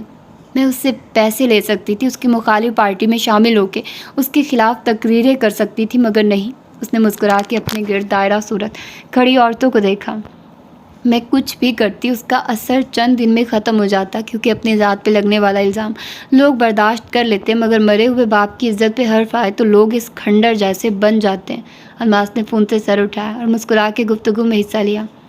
جو کتاب میری ماما نے لکھ دی ہے نا، اس کا اثر صوفیہ رحمان کے 7 نسلوں تک جائے گا۔ تصور کریں، کتاب شائع ہوگی، داتو سری عبد الرحمان کے بیڈ روم سیکرٹ ہر بچہ بڑا منسٹر اور چپڑاسی تک پڑھ لے گا۔ وہ محظوظ انداز میں عورتوں کے گروہ سے کہہ رہی تھی۔ تالیہ چپ چاپ کھڑی سن رہی تھی۔ صوفیہ کو آفس لے جانے والا ڈرائیور روز جن خاموش نظروں سے دیکھے گا، وہ پارلیمان آئے گی تو اس کی پیٹھ پیچھے سیاستدان سرگوشیوں اور معنی خیز مسکراہٹوں سے جو کہیں گے، اس کی بچیاں اسکول جائیں گی تو گیٹ کے چپڑاسی سے لے کر اسکول کے بچوں تک سب ان کو یہ بتائیں گے کہ تمہارا نانا یہ اور یہ کیا کرتا تھا۔ وہ ایک نقشہ کھینچ رہی تھی۔ کہتے ہیں انتقام وہ ڈش ہے جس کو جتنا ٹھنڈا کر کے پیش کیا جائے اتنا بہتر ہوتا ہے۔ قریب میں چند سیاح ان کی باتیں سننے رک گئے تھے۔ مجمع لگتے دیکھ کے نیلوفر نے آواز مزید بلند کی۔ میں سوچ رہی ہوں کہ ہر سیاستدان کے حق میں یا خلاف ایک باب شامل کر دوں، مگر ان کو پہلے سے مطلع کر دوں تاکہ وہ یہ فیصلہ کر لیں کہ ان کو میرا ساتھ دینا ہے یا کن اکھیوں سے تالیہ کو دیکھا یا میرے خلاف چلنا ہے، کیونکہ اس وقت ان سب کی عزت میرے ہاتھ میں ہے۔ قریب کھڑے ایک معمر آدمی نے کانوں کو دوبارہ چھوا۔ عزت ذلت خدا کے ہاتھ میں ہوتی ہے محترمہ، اس کو انسانوں کو اپنے ہاتھ میں نہیں لینا چاہیے۔ جب ایک ماہ بعد میری ماما CNN اور BBC پہ بیٹھ کے انٹرویوز دے رہی ہوں گی نا مسٹر، تو آپ کو معلوم ہوگا کہ ہمیں کسی کی عزت کو ذلت میں بدلنے کے لیے کتنے حربے آتے ہیں۔ الماس تلخی سے چٹک کے بولی تو وہ آدمی سر جھٹکتے ہوئے آگے بڑھ گیا۔ تالیہ ابھی تک خاموش کھڑی ان دونوں کو دیکھ رہی تھی، جو عورتوں کے جھرمٹ میں کھڑی اونچی گردنوں سے چھوٹی باتیں کر رہی تھی۔ اب تک تالیہ کو لگتا تھا کہ وہ پیسے اور انتقام کے لیے یہ سب کر رہی ہے، وہ اندر سے دکھی ہوں گی، اسے تکلیف بھی ہوگی، مگر اسے اب اندازہ ہوا تھا کہ نیلوفر یہ سب لطف اٹھاتے ہوئے کر رہی ہے۔ یقیناً اس نے وان فاتح کے بارے میں بھی ایک باب شامل کر لیا تھا۔ جب کتاب آئے گی تو اس کے نازیبا الزامات ہر ٹاک شو میں دہرائے جائیں گے۔ فاتح کے بچے سنیں گے، صوفیہ کی بیٹیاں دیکھیں گی۔ بڑے لیڈرز کا مسئلہ یہ ہوتا ہے کہ وہ ایسی چھوٹی عورتوں کو براہ راست جواب نہیں دیا کرتے، اور یہ عورتیں اسی چیز کا فائدہ اٹھا کے چند دن تک ان پہ کیچڑ اچھالتی رہتی ہیں۔ صوفیہ اور فاتح دونوں کی فیملیز کو یہ کیچڑ چپ چاپ برداشت کرنا پڑے گا۔ وہ دونوں ابھی تک بول رہی تھی، مگر تالیہ سے مزید نہیں سنا گیا۔ وہ مڑی اور کھنڈر کی طرف بڑھ گئی۔ ہر اٹھتا قدم بوجھل ہو رہا تھا، لوگوں کا رش بڑھ رہا تھا، سورج کی چمک تیز ہو گئی تھی۔ تالیہ تیز تیز چلنے لگی، اس کے ماتھے پہ پسینہ آنے لگا تھا، سرما کی دھوپ بہت شدید تھی۔ وہ جلدی سے جلد اندر جا کے پناہ ڈھونڈنا چاہتی تھی۔ وہ نیلوفر کو جانتی تھی، اگر اس نے فاتح کے بارے میں کوئی باب لکھا تھا تو اس میں تالیہ کا ذکر بھی ہوگا، اور جن الفاظ سے ہوگا، کیا اس کے بعد وہ اسی عزت سے BN کے آفس جا سکے گی؟ وہ سب اس کو کیسی عورت سمجھیں گے؟ الزام لگانے والا بھلے ثبوت نہ دے، لیکن وہ لوگوں کے دلوں میں اپنی بات دہرا کے ضرور بٹھا دیتا ہے۔ یا اللہ، اس کی اتنی مہینوں کی کمائی عزت اب واقعی ایک عورت کے قلم کی محتاج تھی۔ کھنڈر باہر سے یوں تھا جیسے طویل برآمدہ ہو جو ستونوں کی مدد سے کھڑا ہو۔ وہ گمسم سی اس کی دیواروں کو دیکھنے لگی جو منکش تھی۔ وہاں پتھروں میں کارونگ کے ذریعے تصویری کہانیاں رقم کی گئی تھی، مگر تالیہ کو ان کی سمجھ نہیں آ رہی تھی۔ ایک دم اس کا دم گھٹنے لگا تھا۔ وہ ستونوں کے درمیان سے گزرتی آگے بڑھنے لگی۔ دولت اسے کہتا تھا کہ اس کی عزت حکومت کے ہاتھ میں ہے۔ ستون بہت سے تھے اور ایسے لگتا تھا کبھی ختم نہیں ہوں گے۔ اگر وہ صوفیہ کا کام نہیں کرے گی تو وہ اس کے جرائم کو سر عام کر کے اسے رسوا کر دیں گے۔ دیواروں پہ تصویریں ہی تصویریں تھیں، قدیم مصری باشندوں کے خاکے جو ایک دوسرے کو کچھ کہتے دکھائی دیتے تھے، فرعونوں کے خاکے، منکش علامتیں، نشانیاں، पहेलियाँ। और अगर वो किताब ना रोक सकी तो नीलोफर उससे दोबारा सर उठा के बात करने का फ़ख्र छीन लेगी। उसकी इज्जत हर तरफ से मजरूह होती थी। उसने गर्दन उठाई और छत को देखा। वो तस्वीरी कहानियाँ छत पे भी नक्श की गई थी। फ़िरौनों की दास्तानें, कदीम ज़माने का शहर या शायद कोई मलून सा असर था। उसको वो आवाज़ फिर से सुनाई देने लगी, गीले जूतों से फर्श पे चलने की आवाज़, उठते कदम, 1 2, मेरे पीछे मत आना, मैं अंदर जा रहा हूँ। और इस सब में पसे मंज़र में उसकी आवाज़ गूंजी थी। वो जहाँ थी वहीं खड़ी रह गई। जहान ने मंदिर में आने के बाद ये बात 3 दफ़ा कही थी। वो यूं ही कह रहा था या ये जहान सिकंदर की कोई और पहेली थी? वो तेज़ी से अंदर को लपकी। जर्द खस्ता हाल दीवारों से बनी राहदारियाँ अंदर को जा रही थी, यूं जैसे वो किसी ज़ेरे ज़मीन शहर में आ गई हो। अंदर अंधेरा था, इसलिए जगह जगह मिशलें रोशन थी जो रास्ता दिखाती थी। कदीम मलाका का तासुर, उसका खौफ, वही मलून सी फ़िज़ा। वो मुतविश सी इधर उधर देखती राहदारियों में आगे बढ़ रही थी और फिर यके बाद दीगरे 2 फायर्स की आवाज़ आई। वो जहाँ थी वहीं शशदर खड़ी रह गई। फिर अगले ही लम्हे आवाज़ की सिम दौड़ी।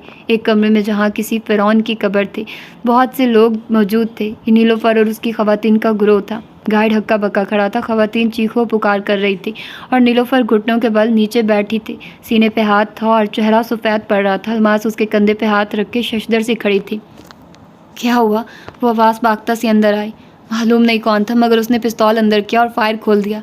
वो नीलोफर का निशाना ले रहा था। शुक्र कि वो बर वक्त नीचे हो गई। कौन था? किसी ने उसको देखा? नहीं। नीलोफर ने झरझरी लेकर नफ़ी में सर हिलाया। मुझे सिर्फ उसका पिस्तौल चौखट से नज़र आया। मामा, अलमास सफ़ेद चेहरे के साथ हरासा से बोली। सोफिया रहमान आपको मरवाने की कोशिश कर रही हैं। वो दंग थी। इर्द गिर्द खड़े लोग भी हवास बागता थे। कोई पुलिस को कॉल कर रहा था, कोई इधर उधर भाग रहा था। बिल्कुल, ये सोफिया ही है। नीलोफर अलमास का सहारा लेकर उठी और लिबास पे लगी मट्टी झाड़ी। चेहरा सफ़ेद था मगर बदिक्कत। उसने गर्दन कड़ाई। वो समझती है कि मुझे मरवा देगी तो किताब नहीं छपेगी। नीलोफर की नज़रें चौखट पे खड़ी तालिया से मिली तो तालिया फ़ौरन बोली, आप ठीक हैं नीलोफर? नीलोफर ने फ़क्र रंगत से इस बात में सर हिलाया। तुमने खुद देखा सोफिया कैसे मेरी जानी दुश्मन बनी हुई है? उसने तालिया से तायद चाही थी। बिल्कुल, ये तो हद हो गई है। वो जल्दी जल्दी कह रही थी। उसका दिमाग तेज़ी से काम कर रहा था। मुझे सोफिया रहमान से इस बेवकूफ़ी की तवक्को ना थी। अब वो आपको मरवा भी दें तो किताब छप ही जानी है। यानी जब किताब आपके गोरे पब्लिशर के पास चली गई है तो आपको मरवाना बेसूद है। उसने नीलोफर की चंद दिन पहले कई बात का हवाला दिया। अभी तक हर जगह नीलोफर ने यही जाहिर किया था कि उसकी किताब कोई गोरा पब्लिशर छाप रहा है। हाँ बिल्कुल, नीलोफर ने बदिक्कत सा पे काबू पाते हुए कहना चाहा। अलमास अलबत्ता बिल्कुल गुमसुम खड़ी थी। लोगों का रश बढ़ता देख के तालिया धीरे से वहाँ से हट गई। उसका रुख बंदरगाह पे खड़ी क्रूज़ की जानिब था। क्या एक दफ़ा तुम कोई कदम उठाने से पहले मुझसे मशवरा ले सकते हो? एक दफ़ा? वो अपने कमरे का दरवाज़ा धाड़ से खोलती अंदर दाखिल हुई तो हस्बे तवक्को वो सोफे पे टांग जमाए आराम से बैठा था। उसे देख के सर उठाया। नहीं। वो दोनों हाथ पहलुओं पे रखे गुस्से से तनफन करती उसके सामने आ रुकी। तुम्हें उस पर गोली चलाने की क्या ज़रूरत थी? साकिन ज़ैनब जिम, वो ब्लैंक्स थे। मुझे पता है वो ब्लैंक्स थे, मगर तुम कम अज़ कम मुझे एतमाद में तो ले सकते थे। जवाब में सोफे पे बैठे आदमी ने सादगी से मुस्कुरा के उसे देखा। I like surprises. तालिया ने बेबसी से उसे देखा, फिर सामने वाले सोफे पे आके बैठी और गहरा सांस लिया। पूछ सकती हूँ कि इसका मकसद क्या था? तुम क्रूज़ शिप में बोर हो गई हो। मैं थोड़ा टाइम बचा रहा था। अब ये कौन जल्द मुकम्मल कर हो सकेगा? तुम मेरे प्लान के मुताबिक क्यों नहीं चलते? वो ज़िद हो गई थी। कभी तुम अलमास से मेरी बुराई कर देते हो, कभी तुम फूलों में बग डाल के उनको भेज देते हो जो फ़ौरन पकड़ा जाता। और बोलते बोलते वो रुकी, चौंक के उसे देखा। तुम चाहते थे कि वो बग पकड़ा जाए, है ना? वो कुछ नहीं बोला, सिर्फ मुस्कुरा दिया। तालिया ने कराह के आंखें बंद की। तुमने जानबूझ के इतने लौजी तरीके से बग भेजा था। तुम ये देखना चाहते थे कि कौन उसको पकड़ता है, कौन है जो नीलोफर की टीम का होशियार अल्फा है। फिर खफकी से उसे देखा। मगर मुझे याद पड़ता है कि बग पकड़े जाने पे तुम अच्छे खासे शर्मिंदा भी थे। वो उसी अंदाज में मुस्कुराता रहा। चीज़ें वो नहीं होती जैसी वो दिखाई देती हैं तालिया खानम। तुम मुझे इतना ही जान सकती हो जितना मैं चाहूँ, जैसे मैं चाहूँ। फिर कलाई पे बंदी घड़ी देखी। अलमास को कॉल करने का ये बेहतरीन वक्त है। तवील घंटी के बाद फ़ोन उठा लिया गया था। अलमास की आवाज़ से लगता था कि उसे सांस चढ़ी हुई है। जी ज़ैनब। अलमास जन्म, सुबह बखैर। मुझे मुतरजम के बारे में बात करनी थी। हाँ जी, क्या फ़ाइनल हुआ मुतरजम से? वो कल से काम शुरू कर सकती है, लेकिन ताख़ीर की तो वो तर्जुमा नहीं करेगी। दूसरे किसी मुतरजम पे मुझे इतना भरोसा नहीं है। अगर मेरे पास मसूदा होता तो मैं कल ये काम शुरू करवा देती, लेकिन وہ سوگواریا سے کہہ رہی تھی، مجھے نہیں لگتا کہ ہم وقت پہ اس کتاب کا ترکش ترجمہ لا سکیں گے، شاید آپ کے الیکشن کے بعد۔ زینب بات سنیں، الماس پھولے تنفس کے درمیان قطعیت سے بولی۔ تالیہ نے پلکیں اٹھا کے جہان کو دیکھا جس نے ہونٹ گول کر کے زیر لب کہا تھا، ٹولڈ یو۔ زینب، اگر آپ ایک نان ڈسکلوجر ایگریمنٹ اور کانٹریکٹ بنا کے اس کو نوٹرائزڈ کروائیں، اس پہ اپنے اور اپنے باس کے سائن لے تاکہ ساتھ میں اپنے اور باس کے پاسپورٹ کی کاپیز اٹیچ کر کے مجھے بھیج دے، تو میں مسودہ آپ کو ترکی آنے سے پہلے دے دوں گی۔ اوہ، وہ تو میں کر دوں گی الماس، لیکن یہ کاغذات فیڈیکس کرنے میں بھی 2 سے 3 دن۔ آپ فیڈیکس مت کریں، ہم ویسے بھی کروز پہ ہیں، آپ مجھے ان کی اسکین کاپیز بھیج دیں، میں آپ کے دستخط شدہ کاغذات دیکھ لوں تو مسودہ آپ کے حوالے کر دوں گی۔ وہ سمجھداری سے کہہ رہی تھی۔ تالیہ مراد نے کھل کے گہری سانس لی۔ ڈن، میں شام تک ڈاکومنٹ نوٹرائزڈ کروا کے بھیجتی ہوں، چند گھنٹے لگیں گے، مگر مترجم نے آنا ہے اور صبح سے پہلے مسودہ آپ کے ڈیسک پہ ہوگا۔ وہ قطعیت سے بولی تھی۔ کال ختم ہوئی تو چند لمحے وہ دم سادے بیٹھی رہی، مسکراہٹ بھی یوں چہرے پہ سب تھی جیسے وہ مسکراتے ہوئے برف کا بت بنی ہو۔ پھر بے اختیار اس نے سینے پہ ہاتھ رکھا، برف کے مجسمے کا دل زور زور سے دھڑک رہا تھا۔ او مائی گاڈ، وہ مان گئی، فائنلی کتاب ہمارے ہاتھ لگنے والی ہے۔ وہ دقت بول پائے، اس کی جان کو خطرہ ہے، وہ اس کتاب کا بوجھ مزید نہیں اٹھانا چاہتی۔ وہ ابھی فوراً ٹویٹ کر کے دنیا کو بتائے گی کہ کتاب وہ 1 سے زیادہ پبلشرز کو بیچ چکی ہے تاکہ اس کی جان لینا صوفیہ کے لیے بے سود ہو۔ ہاں، مگر اس پہ گولی چلانا بری بات تھی، میں آتشی اسلحے کے ساتھ کبھی کام نہیں کرتی۔ اتنے لمبے مکالمے مت بولو اور کانٹریکٹ کا سوچو، ایک ترکش قانونی اعتبار سے فل پروف کانٹریکٹ تمہیں گوگل پہ نہیں ملے گا۔ جواب میں تالیہ نے چہرے پہ خوشامدی مسکراہٹ سجائی اور آگے ہوئی۔ تھینک یو، تمہاری وجہ سے کام بہت آسان ہوا۔ اچھا سنو، تم کسی ترک وکیل کو جانتے ہوگے جسے ہمیں کانٹریکٹ بنا دے؟ ڈونٹ بی کیوٹ، میں کبھی ترکی نہیں گیا اور میں کسی ترک وکیل کو نہیں جانتا، رکھائی سے کہہ کے وہ اٹھ کھڑا ہوا۔ کانٹریکٹ تم خود بناؤ گی، یہ تمہارا مسئلہ، باقی اس پہ نوٹری کی مہر، جعلی دستخط، پاسپورٹ کاپیز وہ میں بنا لوں گا، مگر کانٹریکٹ میں کیا لکھنا ہے یہ تمہارا مسئلہ ہے۔ پل بھر میں وہ ازلی بے نیاز انسان بن چکا تھا، یہ گندے اچکایا اور یہ وہاں سے نکل گیا۔ تالیہ نے مصنوعی خوشی اخلاقی ترک کر کے خفگی سے اسے جاتے دیکھا تھا۔ ایک دن کے اندر بنا بنایا کانٹریکٹ اسے صرف ایک شخص سے مل سکتا تھا اور اس شخص کو کال کرنے کے لیے اپنی انا پہ پیر رکھنا ضروری تھا۔ وعلیکم السلام چیتالیہ، آپ کی ناراضی ختم ہو گئی؟ وہ جہاز کے عرشے پہ بچھی مصنوعی گھاس پہ کھڑی تھی، فون کان سے لگا رکھا تھا اور ماتھے پہ بل تھے۔ شپ پھر سے چل پڑا تھا اور تیز ہوا اس کے بالوں کو پیچھے کی طرف اڑا رہی تھی۔ مجھے نہیں معلوم، وہ خشک سے انداز میں بولی، جتنے گلے مجھے تم سے ہیں اتنے ہی تمہیں مجھ سے ہیں۔ مجھے آپ سے کوئی گلہ نہیں ہے، بلکہ میں معافی چاہتا ہوں، آپ کے لیے مجھے اس سے زیادہ کرنا چاہیے تھا، مگر میں واقعی سمجھا تھا کہ آپ ٹھیک ہیں اور اپنی مرضی سے حکومتی افسران کے ساتھ ہیں، کیونکہ آپ وان فاتح کو وہ کیک بھیج رہی تھی۔ اور ایک منٹ، سنہری دھوپ میں کھڑی لڑکی کی آنکھیں چمبے سے چھوٹی ہوئی۔ کون سے کیکس؟ نہیں، مجھے گلہ کرنے کا کوئی حق نہیں ہے، آپ میرے انٹرویوز نہ دیکھیں، میری بک لانچ میں شرکت نہ کریں، چھوڑو اپنے غموں کو، مجھے بتاؤ کون سے کیکس؟ وہ ایک دم فون میں دھاڑی۔ ایڈم لمحے بھر کو اکا بکا رہ گیا، اس کا انداز قدیم ملاقہ کی شہزادی والا ہو گیا تھا جو شاہی مورخ کا ہاتھ کٹوا سکتی تھی۔ وہ آپ ہر روز وان فاتح کے گھر کیک بھیجتی ہیں نا؟ نہیں ایڈم، میں ان کو کیوں کیک بھیجوں گی؟ وہ چونکی۔ کوئی میرے نام سے ان کو کیک بھیج رہا ہے کیا؟ تمہیں کیسے معلوم؟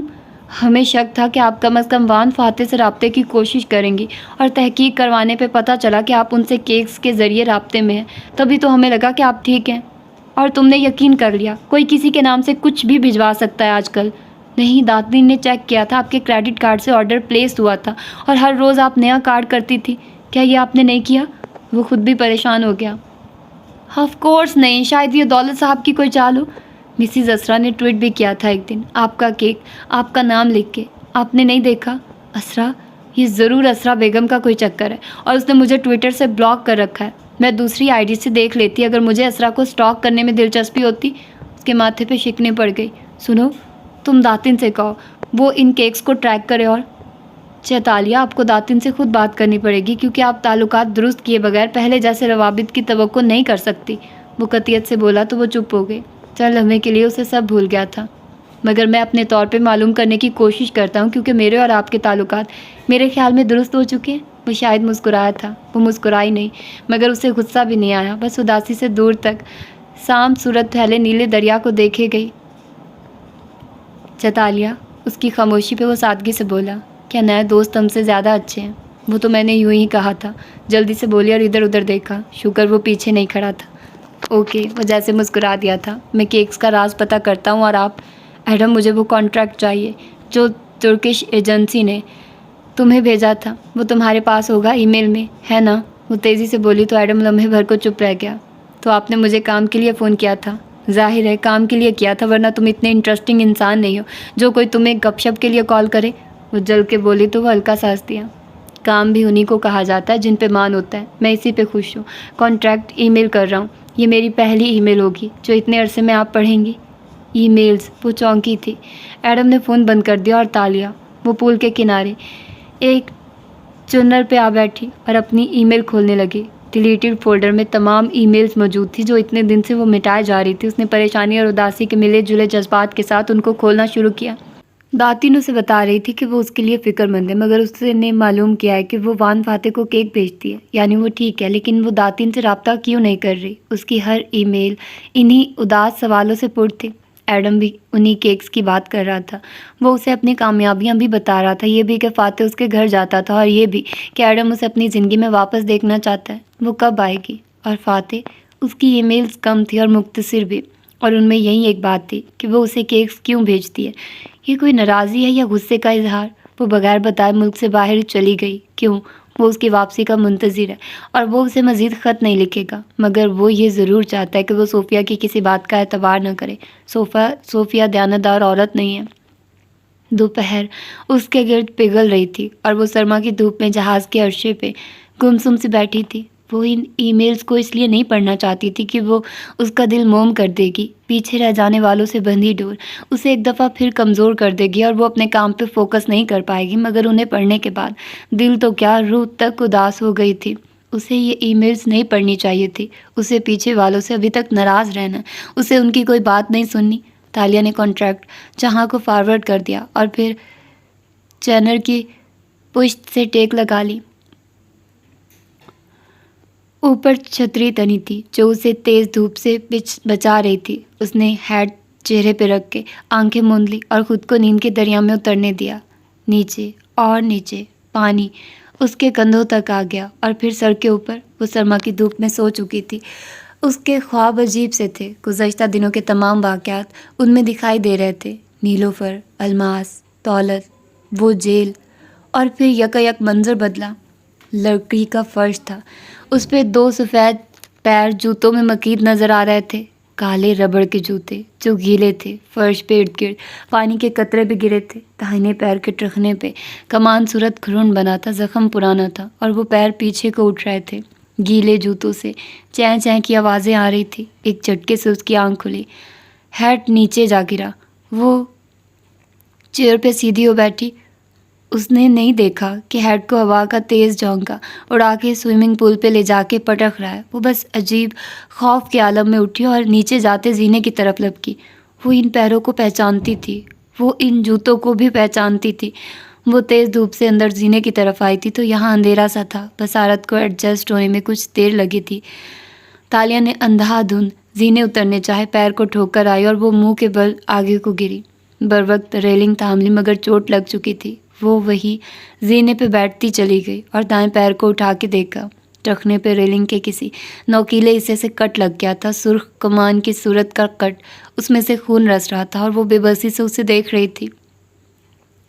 ہر زخم پہ خون بنتا ہے، چند دن میں اس پہ بھی بن جائے گا، اور پھر کیا ہونے جا رہا تھا؟ سحر پیر اتر رہی تھی اور وہ چپ چاپ اپنے کمرے کی گول کھڑکی کے آگے صوفے پہ بیٹھی تھی۔ دائیں پیر پہ پٹی بندھی تھی اور چہرہ بے تاثر تھا۔ سامنے پی کیپ والا آدمی لیپ ٹاپ گود میں رکھے بیٹھا، کیز پریس کرتے ہوئے کہہ رہا تھا، یہ کانٹریکٹ کافی اچھا تھا، اس میں جو قانونی طرز کی ترک اصطلاحات استعمال کی گئی ہیں وہ ہم خود سے نہیں بنا سکتے تھے۔ کہتے ہوئے اس نے اسکرین سے نظر اٹھا کے تالیہ کو دیکھا۔ وہ گمسم سی بیٹھی تھی، نظریں اپنی زخمی پیر پہ تھی۔ ٹیٹنس شاٹ لگوایا تھا؟ تالیہ نے نظریں اٹھائی اور سر کو اس بات میں جنبش دی، بولی کچھ نہیں۔ کانٹریکٹ کو میں نے ایڈٹ کر دیا، اس کے امیج بنا کے کنارے پیلے کر دیے تاکہ یہ سکین تصاویر لگیں۔ زینب اور مولود بے کے دستخط بھی DJLT کے لیے ہے، مگر یوں لگتا ہے کہ ہاتھ سے کیے ہیں، وہ فخر سے بتا رہا تھا۔ تالیہ نے پھر سے اپنے پیر کو دیکھا۔ ایسا زخم کتنے دنوں میں خون میں تبدیل ہوتا ہے۔ میں نے دونوں دستخط نیلے رنگ میں کیے ہیں، مگر ایک بال پوائنٹ والے رائل بلو اور دوسرے کو ڈارک بلو میں کیا ہے۔ لٹریری ایجنسی کے 2 اہم عہدیدار اب ایک ہی قلم تو استعمال نہیں کریں گے، اور ہاں، دونوں دستخطوں میں سیکنڈ نیم بڑے حروف میں لکھا ہے، کیونکہ ترک اپنا دوسرا نام سر نیم ہمیشہ بڑے ہجوں میں لکھتے ہیں۔ وہ اسی طرح چپ چاپ بیٹھی رہی تو اس نے لیپ ٹاپ میز پہ رکھا اور آگے ہو کے بیٹھا، پھر غور سے اس کی آنکھوں کو دیکھا۔ ٹھیک ہے، تم میرے کام کی تعریف نہ کرو، مجھے پتا ہے تم میری غیر موجودگی میں یہ کام کر دو گی، لیکن کوئی مسئلہ ہے کیا؟ یہ میرا PTSD نہیں ہے۔ وہ اپنے زخمی پیر کو دیکھ رہی تھی۔ ہر PTSD کا شکار شخص یہی سمجھتا ہے۔ نہیں، اس نے چہرہ اٹھا کے جہان کو دیکھا اور قطعیت سے نفی میں سر ہلایا۔ وہ قدموں کی آواز جو مجھے آتی ہے، وہ میری ہیلوسینیشن نہیں ہے، وہ سب میرے ساتھ پیش آنے والا ہے۔ میرے خواب اکثر امید لاتے ہیں، مگر کبھی کبھی وہ وارننگ بھی ہوتے ہیں۔ مجھے لگتا ہے کچھ برا ہونے جا رہا ہے۔ میری سائیکیٹرسٹ والی آفر ابھی تک برقرار ہے۔ فی الحال تم جاب پہ فوکس کرو۔ تمہیں الماس کو یہ کانٹریکٹ بھیجنا ہے، اس نے جتا کے یاد کرایا۔ تو تالیہ نے سر جھٹکا اور لیپ ٹاپ اٹھا لیا۔ کچھ برا ہونے والا ہے، وہ جھرجھری لے کر اب ٹائپ کرنے لگی تھی۔ تمہارے پریشان ہونے سے کیا وہ نہیں ہوگا؟ اس نے سختی سے تنبیہ کی تو تالیہ نے سر ہلایا اور جلدی جلدی ٹائپ کرنے لگی۔ کانٹریکٹ اتنا مہارت سے بنایا گیا تھا کہ الماس کے پاس یقین کرنے کے سوا کوئی آپشن نہیں ہوگا۔ رات تک مسودہ اس کے پاس ہوگا، اسے یقین تھا۔ تو یہ تھی اس کی یہ والی ایپیسوڈ۔ یقیناً آپ لوگوں کو پسند آئی ہوگی۔ تو پھر ملتے ہیں اس کی اگلی ایپیسوڈ میں۔ اپنا ڈھیر سارا خیال رکھیے گا۔ اللہ حافظ۔